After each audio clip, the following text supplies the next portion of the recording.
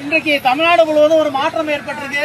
குறிப்பா இணையதளங்கள்ல 2 தினங்களா என்னன்னா எம்ஆர்பி ரேட்டை விட கூடுதலா விற்கக்கூடாதுன்னு தமிழ்நாடு அரசு உத்தரவு போட்டிருக்காங்க.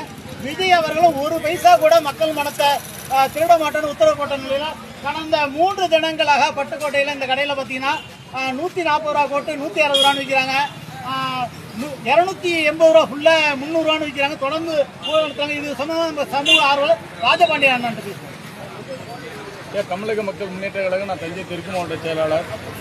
தொடர்ந்து இந்த 3 நாளுக்காக முன்னாடி தான் திமுக ஆட்சியில் 20 ரூபா கூடுதலாக பாட்டிலுக்கு 10 ரூபான்னு சொல்லி வாங்கினாங்க.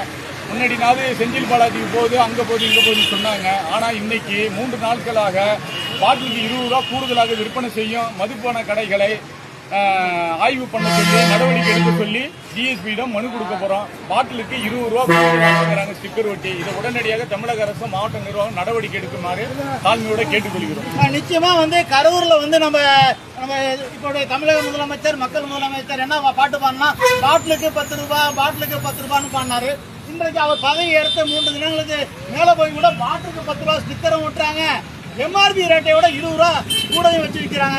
ஆகவே நாள் வரையில செந்தில் பாலாஜி அவருக்கு சொன்னா இப்பயும் பாத்தீங்கன்னா செந்தில் பாலாஜி போகுதா, யாருக்கு போகுதா, அதிகாரிகள் கையாடல் பண்றாங்களான்னு என்னன்னு தெரியல. இது சம்பந்தமா இங்க பொதுமக்கள்கிட்ட கையெழுத்துட்டு நம்ம டிஎஸ்பி அலுவலகத்துக்கு எதிரிலேயே நடைபெறுகிற இந்த மாபெரும் ஊழலை நம்ம சுட்டி காட்டுறோம். விருப்பமுள்ள நம்ம மதுப்பிரியர்கள்லாம் கூட கையெழுத்து கொடுங்க.